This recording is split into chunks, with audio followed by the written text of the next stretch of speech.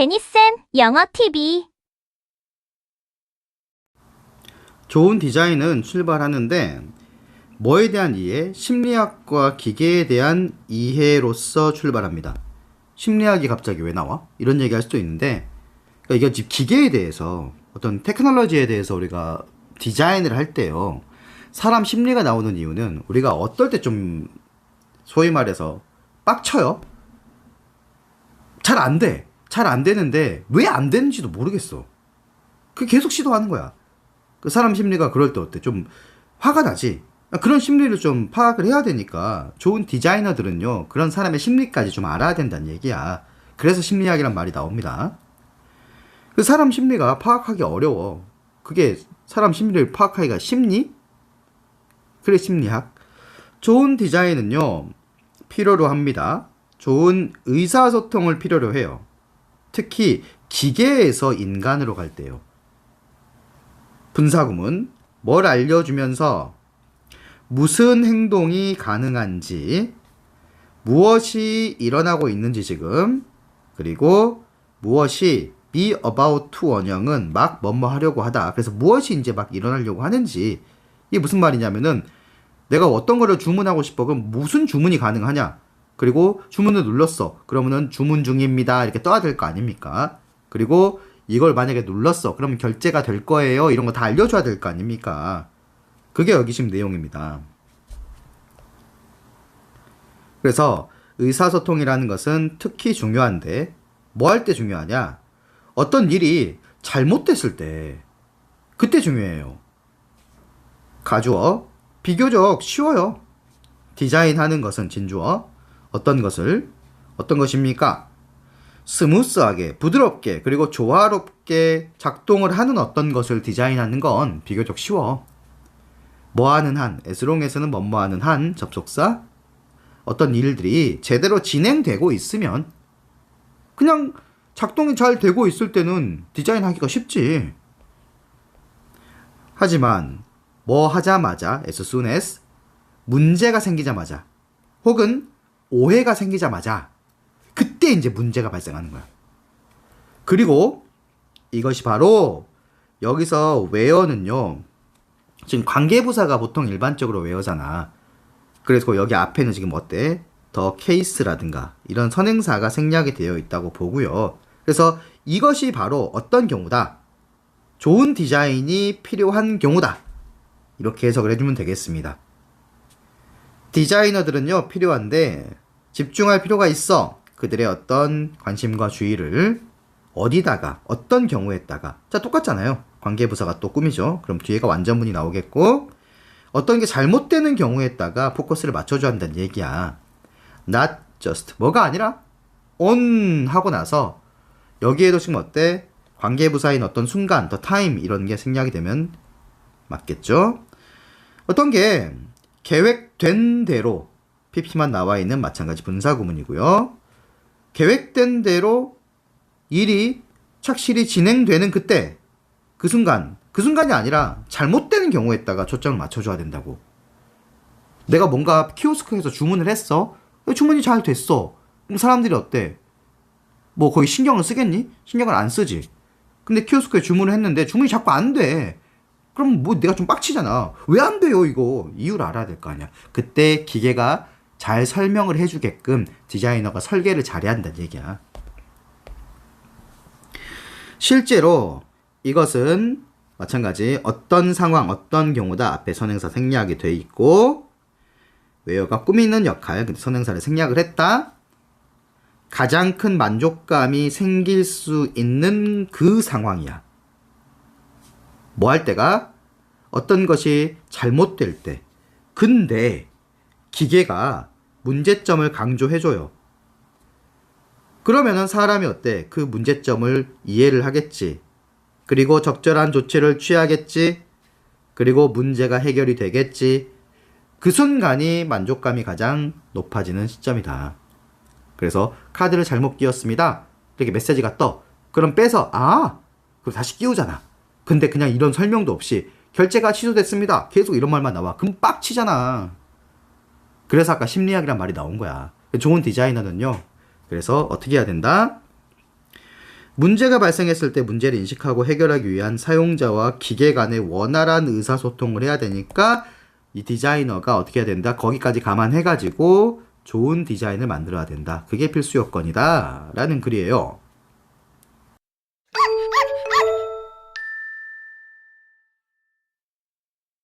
Next. 우리가 읽을 때요. 뭐에 대해서? 심리학에 관해서 읽을 때요. 우리가 어떻게 평가할 수 있니? 우리가 읽은 것의 질, 읽은 게 좋냐 나쁘냐를 어떻게 평가할 수 있니? 우선 우리는 판단할 수가 없습니다. 그 주장의 질을 뭘 근거해서 이 주장이 무슨 결론을 내고 있지? 사람에 관해서 예를 들어서 성선설이냐 성악설이냐 했을 때 사람에 관해서 무슨 결론을 내고 있지? 그걸 근거해가지고 이 주장이 질적으로 훌륭하냐 나쁘냐 이거를 판단할 수는 없어. 혹은 뭐에 근거해서 우리가 동의하냐 아니냐 whether 그 글을 쓴 작가의 신념, 믿음, 사람에 관한 어떤 믿음, 성선설이나 성악설이냐 여기에 대해서 우리가 동의를 하냐 마냐에 따라서 이 주장의 질적인 것을 판단할 수는 없다는 거. 단지 동의하지 않을 뿐이지. 가주어입니다.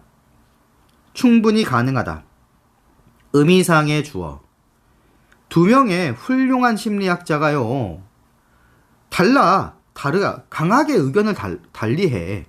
뭐에 대해서? 측면에 대해서. 인간 행동의 측면에 대해서 두 명의 훌륭한 심리학자라니까.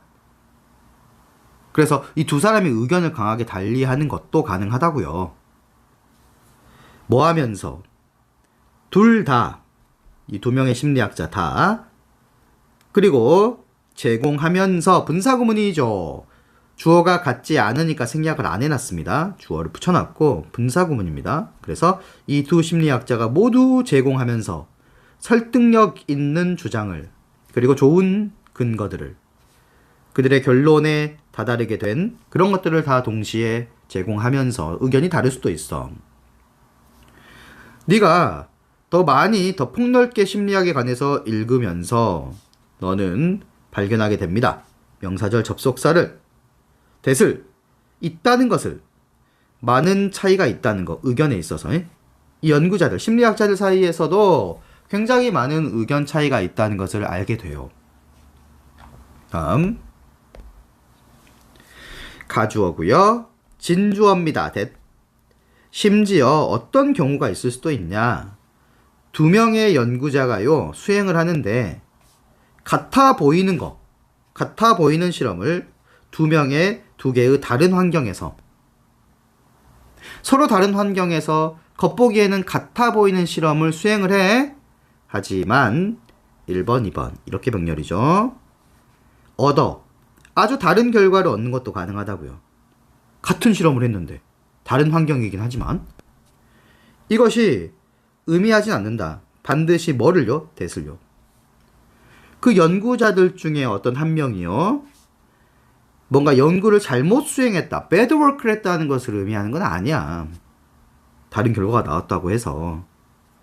반대로 다른 어떤 연구 결과물들, 다른 맥락에서 나온 그것이 우리한테 중요한 정보를 둘 다 줄 수 있다는 걸 의미해요. 그래서 심리학에서 훌륭한 연구자들이 같은 주제에 대해서 다른 결론에 도달할 수도 있다. 이러한 다양한 결과들은 각기 중요한 정보를 제공할 수 있다. 이게 요약이긴 한데 그냥 여기서는 뭐가 그래서 주제가 되겠습니까? 심리학에서 상반된 결론이 공존할 수 있다. 그 이유와 장점은 무엇인가? 이렇게 들어가줘야 돼.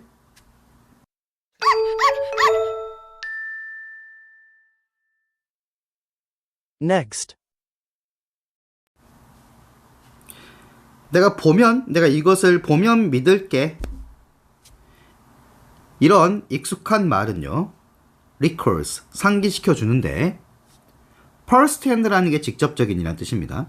직접적인 개인적인 경험이 일반적으로는 어떻게 된다? 흔히 받아들여진다. 뭐로써? 확신하는 방법으로서. 아주 근본적인 확신하는 방법으로서. 이게 근본적인 방식은 아닐 수 있어? 근데 뭐 하는 확실한 방법이냐? 결정하는. 무엇을 믿을지 그것을 결정하는 확실한 방법으로서 흔히 받아들여지고 있는 것은 바로 직접적인 개인의 경험이다. 내가 직접 보면 믿겠지. 그런 말이고요. 예를 들어서 수세기 전에 가주어 믿을 수 없었어. 뭘 믿을 수 없었어? 진주어. 있을 수 있다는 거. 유기체가 있을 수 있는데 굉장히 작아요. 뭐 할 만큼 작습니까? S2B 보이지 않을 만큼. 뭐에? 맨눈으로, 네이키드 아이로. 야, 눈에 안 보이는 그런 유기체가 있을 수가 있어? 생물이? 이런 거 믿을 수가 없었지. 근데 왜 믿을 수가 없었어? 내가 못 봤으니까. 근데 그런 의견들은 바뀌었습니다. 뭐 한 후에 현미경이요. 허용했어 우리가 보도록. 그걸로 목적어 투부정사. 이런 작은 생물체들을 보도록 1600년대 후반에 이거 보고 나니까 믿었다는 얘기죠. 자, 이러한 강조, 뭐에 대한 강조? 직접적인 개인적 경험에 대한 강조가 이다. 철학적으로까지 확장이 가능합니다. 어느 지점까지요? 규정하는 딱 지점까지. 단어가 어떻게 이 단어의 의미를 도출해야 되냐 라는 거기 철학적인 의미까지 확장될 수 있어요. 그 철학적인 어떤 규정이라든가 인식은 다음과 같습니다. 만약에 어떤 주어진 단어가 의미를 가지려고 한다면 비투영법인데 해석상으로만 중요하고요. 문법적으로는 등장하지 않아요.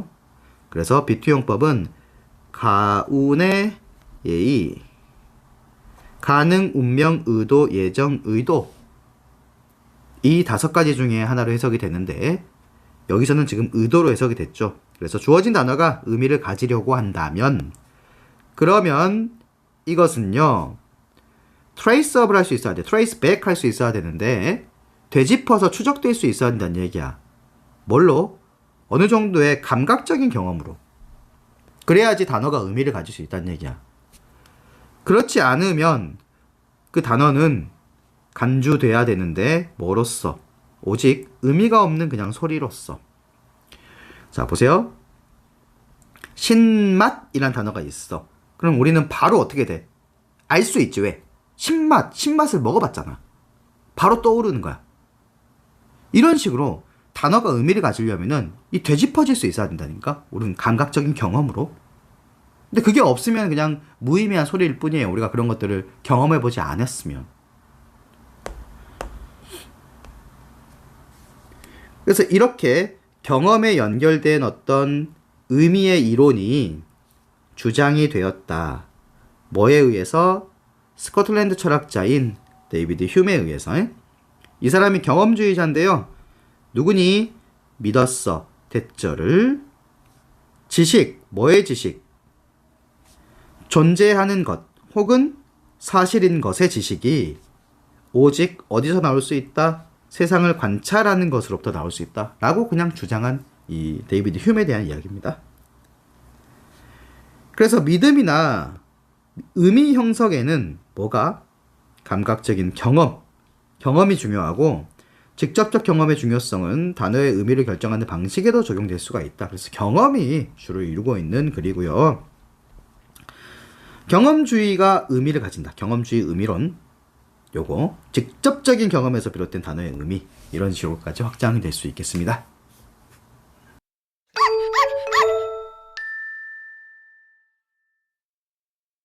Next. 분노는 분명하게 관련이 되어 있어. 공격성하고 관련이 되어 있지. 그 무슨 말이니? 화가 나면 당연히 공격적이 되겠지. 하지만 이 분노와 공격성이라는 것은 동일하고 같은 것이 아니다. 가주어. 가능해요.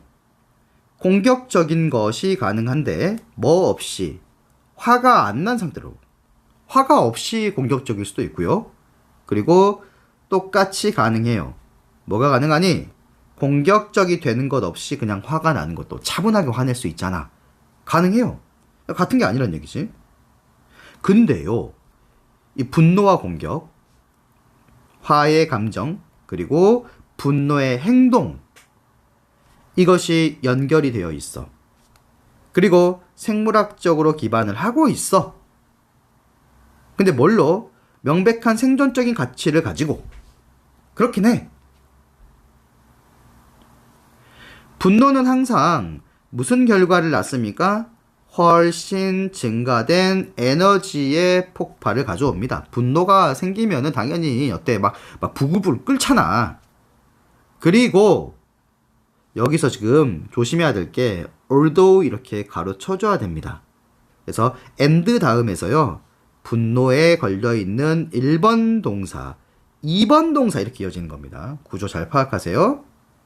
이게 생물학적으로 기반을 두고 있긴 하지만 이 분노라는 것은 여겨진다.